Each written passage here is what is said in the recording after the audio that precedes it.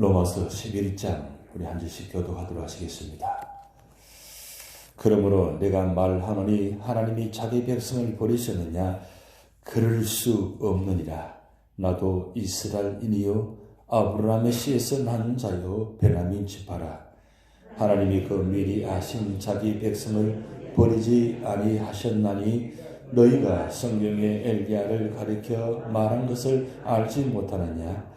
그가 이스라엘을 하나님께 고발하되 주여 그들이 주의 선지자들을 죽였으며 주의 제단들을 헐어버렸고 나만 남았는데 내 목숨도 찬나이다 하니 그에게 하신 대답이 무엇이냐? 내가 나를 위하여 바알에게 무릎을 꿇지 아니한 사람 7,000명을 남겨두었다 하셨으니 그런즉 이와 같이 지금도 은혜로 택하심을 따라 남은 자가 있느니라.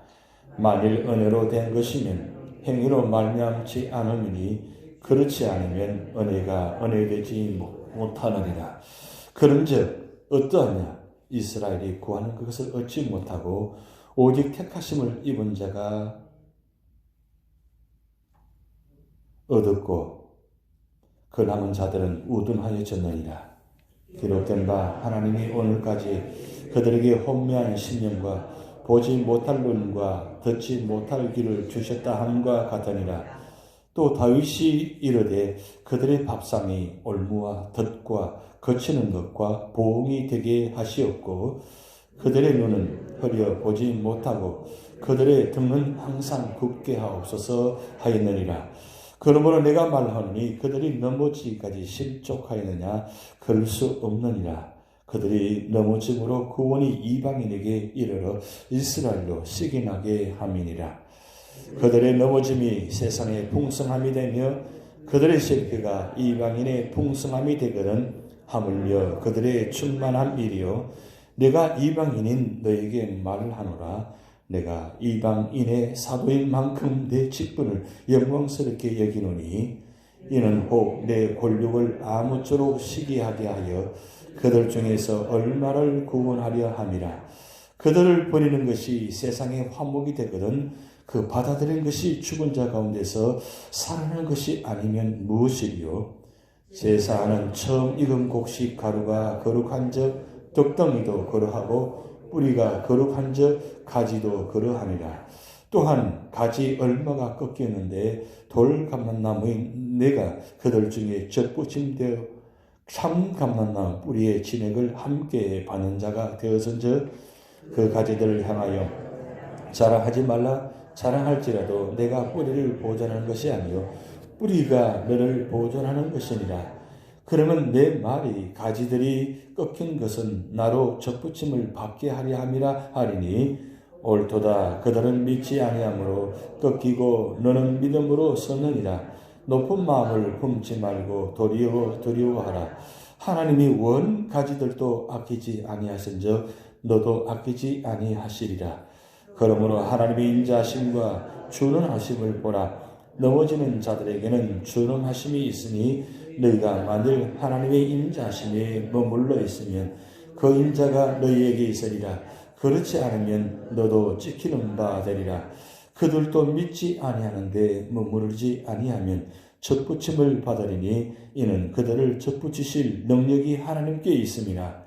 내가 원 돌감람나무에서 지킴을 받고 본성을 거슬려 좋은 감람나무에 젖붙임을 받았으니 원 가진 이 사람들이 얼마나 더 자기 감람나무에 젖붙이심을 받으랴. 형제들아 너희가 스스로 지휘하면서 이 신비를 너희가 모르기를 내가 원하지 아니하노니 이 신비는 이방인의 충만한 수가 들어오기까지 이스라엘에 들어는 우둔하게 된 것이라. 그리하여 온 이스라엘이 구원을 받으리라. 기록된 바 구원자가 시온에서 오사 야곱에게서 경건하지 않은 것을 돌이키시겠고 내가 그들의 죄를 없이 할 때에 그들에게 이루어질 내 언약이 이것이라 함과 같으니라. 보고 하면 그들이 너희로 말미암아 원수된 자요 택하심으로 하면 조상들도 말미암아 사랑을 입은 자라. 하나님의 은사와 부르심에는 후회하심이 없느니라. 너희가 전에는 하나님께 순종하지 아니하더니 이스라엘이 순종하지 아니함으로 이제 긍휼을 입었는지라. 이와 같이 이 사람들이 순종하지 아니하니 이는 너희에게 베푸시는 긍휼로 이제 그들도 긍휼을 얻게 하려 하심이라. 하나님은 모든 사람을 순종하지 아니하는 가운데 가두어 주심은 모든 사람에게 긍휼을 베풀려 하심이로다.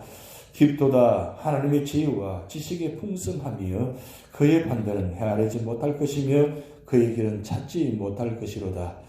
누가 주의 마음을 알았느냐? 누가 그의 모사가 되었느냐? 누가 주께 먼저 데려서 갚으심을 받겠느냐? 이는 만물이 주에게서 나오고 주로 말미암고 주에게로 돌아갑니다. 그에게 영광이 세세에 있을지어다. 아멘. 교회력으로 하면 오늘이 마지막 날입니다. 1년의 마지막 날이 바로 오늘 11월 30일.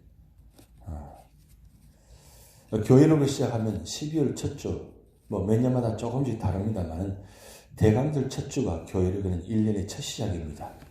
그거 알고 계셨습니까? 오늘이 우리 교회력으로 마지막 날이구나 하고 그런 마음으로 오늘 나오셨으면 하는 마음입니다. 그래서 교회력이 돌아가는 이 시간들을 우리가 좀 알고 계셔야 됩니다. 왜냐하면 그 교회력이 우리는 굉장히 중요하기 때문입니다. 근데 교회력의 첫 시작이 왜 대강절의 첫 시작이냐? 교회는 항상 주님이 오심을 기다리는 겁니다. 그게 바로 교회의 첫 시작이고 우리 인연의 첫 시작이고 신앙의 첫 시작입니다. 그래서 이제 내일부터 대강절 첫 주일이 시작됩니다. 대강절 첫째 주일 주제가 혹시 기억나십니까? 매년마다 첫 시작이 단어가 있는데 그게 소망주일입니다. 소망. 그 소망주일이 대강절 첫 시작인데 왜 소망주일이 첫 시작이냐? 주님의 오심을 소망하는 거예요. 여러분 세상은 소망이 없다고 그러잖아요. 왜 세상에 소망이 없습니까? 세상에 소망 없는 이유는 바로 죄가 죽음이 오기 때문에 그래서 세상은 소망이 없는 겁니다. 그러나 예수 그리스도 안에 있으면 예수님은 이 땅에 오신 이유는 우리에게 영원한 소망을 주시기 때문에 우리에게는 소망이 있습니다. 그래서 교회가 이 마지막 때에 세상의 소망이 되어야 됩니다. 그리고 교회 안에 들어가 있는 예수 믿는 사람들이 세상의 소망이 되어야 됩니다. 그래서 예수 믿는 사람 보면서 예수 믿는 교회를 보면서 저 소망은 소망교회다. 그리고 소망이 있는 성도다. 그리고 그분들과 함께 있으면 나도 소망이 있다. 그런 교회와 소망 있는 성도가 우리 모두가 될 줄 믿습니다. 오늘 로마서 11장은 9장, 10장, 11장을 통해서 사도 바울의 그 이스라엘에 대한 소망에 대한 말씀을 결론으로 말씀을 기록해 놓았습니다. 우리가 사도 바울의 1차, 2차, 3차 선교 여행을 통해서 보면 이 로마서는 3차 선교 여행 중에 고린도에서 이 로마서를 기록해서 로마에 있는 성도들에게 보낸 편지입니다. 그런데 사도 바울이 1차, 2차, 3차 선교하는 가운데 가장 힘들었던 것은 뭐냐면 가장 자기들의 동족인 친족인 유대인들이 사도 바울을 가장 핍박하고 가장 힘들게 했습니다. 그러면서 사도 바울이 그런 생각하게 됩니다. 과연 그러면 이 유대인 이스라엘은 과연 하나님께서 버리셨는가? 왜냐하면 그렇게 복음을 전하고 그렇게 목숨을 다해서 선교하는 가운데 전혀 돌아오지 않고 그들의 완악함을 더 떠나서 핍박과 그리고 권고함과 이런 모습이 너무 컸기 때문에 사도 바울이 복음을 전하면서 과연 하나님은 이스라엘 백성을 버리셨을까? 그것이 궁금한 겁니다. 왜냐하면 복음을 전해도 받아들이지 않고 그렇게 완악한 모습을 보면서 얼마나 그 사도 마음이 비참하고 힘들었겠습니까? 사실 여러분 성경을 보면 1차, 2차, 3차 성경을 보면 항상 갔던 곳을 또 다시 가서 확인하고 또 확인하고 이렇게 과정을 지나가요. 왜 그러냐면 사도 바울이 복음을 전하고 교회를 세워놓으면 이 사도 바울을 죽이려고 하는 그 당근파, 제가 어제 말씀드렸지만 사도 바울을 죽이려고 조직된 단체가 당근파라는 겁니다. 당근파, 이 당금을 들고 쫓아다니는 사람들. 그 사람들이 이 사도 바울에서 복음을 전해서 교회를 세워놓으면 따라가서 그 교회를 무너지게 만듭니다. 그래서 2차 선교행 할 때도 다시 1차 선교 때 세운 교회를 다시 가서 확인하고 또 다시 세웁니다. 그렇게 해서 다시 되돌아가면 또 찾아가서 교회를 무너지게 만듭니다. 그래서 3차 선교에도 또 같은 자리를 다시 갑니다. 이렇게 1차, 2차, 3차 선교하면서 사도 바울 입장에서는 포기하고 싶을 정도로 이제는 내 힘으로 안 되고 난 뭐든 안 되겠다. 포기하고 싶을 정도로 그런 참 가슴 아픈 일들이 많았다는 거죠. 그런데 고린도에서 복음을 전하면서 사도 바울이 누굴 만났냐면 브리스길라와 아굴라 부부를 만나게 됩니다. 브리스길라 아굴라 부부. 그는 2차 선교여행 때 만난 부부입니다. 참 신실한 믿음의 사람들입니다. 근데 이 브리스길라 아굴라 부부가 어디에서 온 사람들이냐? 로마에서 온 사람들이에요. 로마가 그 황제를 통해서 핍박을 당해서 유대인들이 다 로마에서 추방을 당합니다. 추방을 당해가지고 각지역으로 흩어졌는데 이 브리스길라 아굴라 부부가 이 고린도까지 와 있다는 겁니다. 그런데 그 고린도에서 사도 바울이 2차 선교 때 만났습니다. 근데 이 브리스길라 아굴라 부부를 만나보니까 로마에도 믿음의 사람들이 있다는 것을 알게 됩니다. 그건 예수 믿는 사람이 아니고 하나님 믿는 사람들입니다. 하나님 믿는 사람들을 알고 있다는 사실을 알고 난 후에 사도 바울이 3차에 다시 와서 고린도에 와서 복음을 전하면서 다시 한번 깨닫게 되는 하나님은 유대인들 다 버리시지 않으셨다. 버리지 않으셨다. 그래서 오늘 1절 말씀 보면 내가 말하오니 하나님이 자기의 백성을 버리셨느냐? 그러면서 그럴 수 없느니라. 그럴 수 없느니라. 나도 이스라엘이요 아브라함의 씨에서 난 자요 베냐민 지파라. 이 말씀하신 이유는 가만히 생각해 보니까 자기가 1차, 2차, 3차 선교 다니면서 그 동족인 유대인들을 만났는데 보니까 그렇게 핍박을 많이 해요. 근데 자기가 가만히 깨닫고 보니까 저 사람들보다 내가 더 악한 사람이라는 걸 다 깨닫게 된 거예요. 그렇게 핍박하고 그렇게 예수 믿는 잡아 죽인 나도 이렇게 구원받았다면, 구원하셨다면, 그리고 선교 다니면서 이 믿음의 사람들을 만나는데 그 믿음의 사람들 중에 디모데, 실라, 이 사람들이 다 유대인 출신들입니다. 가만히 생각해 보니까 하나님께서 버리시지 아니하고 남은 자들이 있다는 거예요. 그 남은 자가 뭐냐? 그렇게 핍박하고 환난 가운데도 그리고 예수 믿지 않고 그리고 하나님의 이름으로 핍박하는 그 사람들 가운데도 하나님께서 이 남은 자를 남겨놓으셨다는 거예요. 그러면서 한 가지 예를 들면서 엘리야 시대 때 엘리야가 복음을 전하면서 하나님 말씀을 전하면서 그가 마지막에 포기했잖아요. 하나님 나 이제 하나님 말씀 안 전하겠습니다. 왜? 혼자밖에 남아있잖아요. 아무도 없다는 거죠. 그런데 그때 하나님께서 무슨 말씀하셨습니까? 발에 꿇지 않는 7지능이 있다고. 내가 보지 못하지만 내가 발에 꿇지 않는 7지능을 남기려서 지금 숨겨놓았다고. 그 말씀을 엘리야를 통해서 듣게 만드셨다는 거죠. 사도 바울이 그렇게 핍박당하는 그 가운데도 1차, 2차, 3차 그 복음을 전하는 가운데 회당에서 복음을 전해서 복음을 전하다가 쫓김을 당해서 교회를 세워가지고 하는 가운데 보면 그리고 그 가운데 유대인들이 한 명 한 명씩 돌아온 모습을 보았다는 거죠. 근데 워낙 동족의 핍박이 심하니까 이제 희망이 없다고 생각했는데 가만히 생각해 보니까 그렇지 않다는 것을 깨닫게 된 거예요. 그러면 이 남은 자들을 그냥 포기하시느냐? 포기하지 않으신다는 거죠. 그런데 왜 이렇게 이스라엘 백성들의 마음이 완악하냐 이거죠. 왜 이렇게 그렇게 복음을 전해도 그들이 받아들이지 않느냐 이거죠.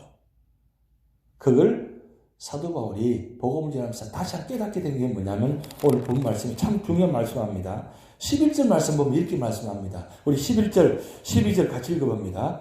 그러므로 내가 말하노니 그들이 넘어지기까지 실족하느냐? 그럴 수 없느니라. 그들이 넘어짐으로 구원이 이방인에게 이르러 이스라엘로 시기나게 함이라.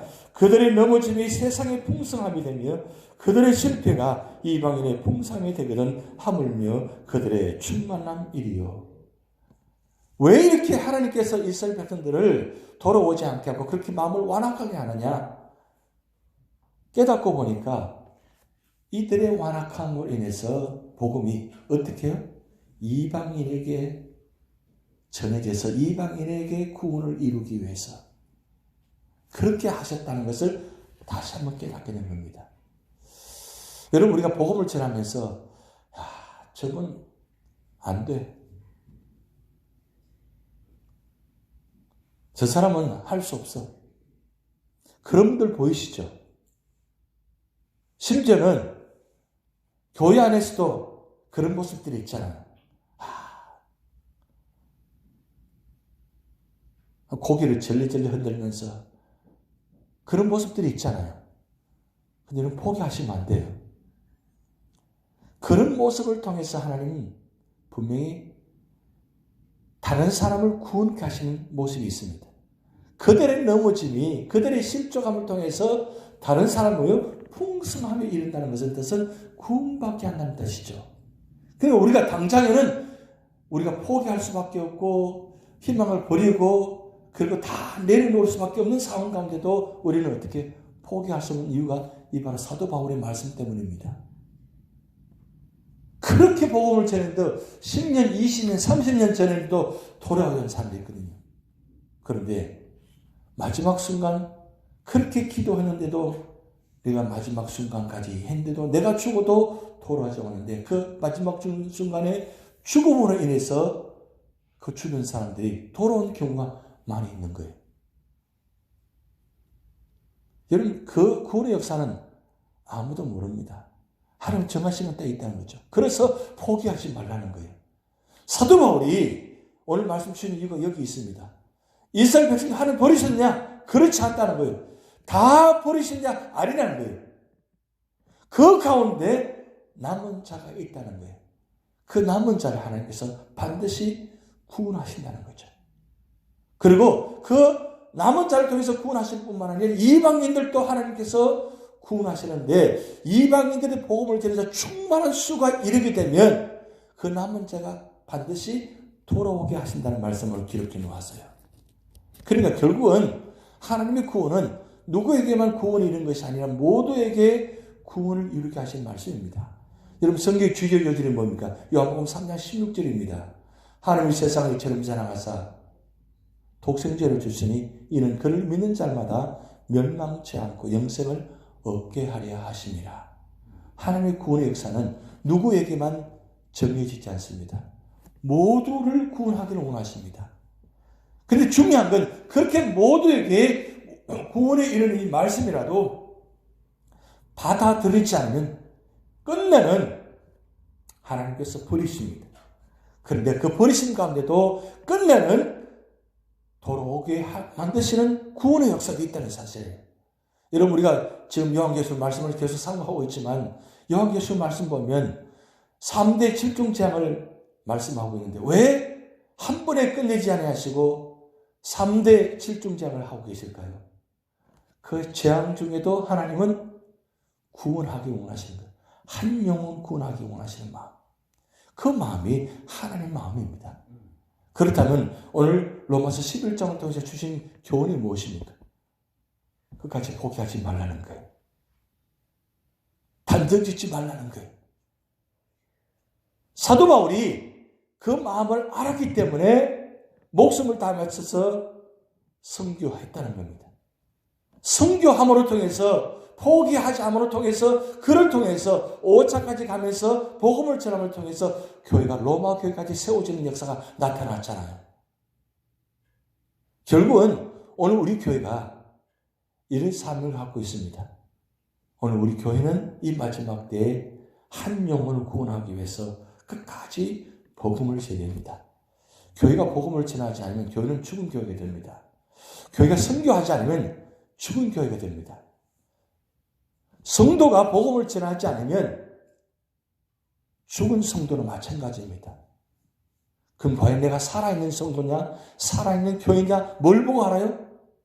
복음 전하는 거 보면 알잖아요. 선교하는 거 보면 알잖아요. 그래서 우리 교회가, 우리 교회 성도들이 힘들고 어려운 가운데도 복음을 전하고 국내 선교, 해외 선교 하는 이유가 바로 여기 있습니다. 그럴 때 하나님은 그 살아있는 교회를 통해서 살아있는 성도를 통해서 하나님이 역사하신다는 거죠. 기왕이면 죽은 성도가 아니라 살아있는 성도가 돼서 살아있는 교회가 돼서 이 교회가 마지막까지 주님의 복음을 전하는 교회가 되기를 소원하며 소망하며 승리하시는 이름 되시기 바랍니다. 주기도 하시겠습니다. 하늘에 계신 우리 아버지여, 이름이 거룩히 여김을 받으시오며 나라의 임하옵시며 뜻이 하늘에서 이룬 것 같이 땅에서도 이루어지이다. 오늘날 우리에게 일용할 양식을 주옵시고 우리가 우리에게 죄진 자를 사하여 준 것 같이 우리 죄를 사하여 주옵시고 우리를 시험에 들게 하지 마옵시고 다만 악에서 구하옵소서. 대개 나라와 권세와 영광이 아버지께 영원히 있사옵나이다. 아멘.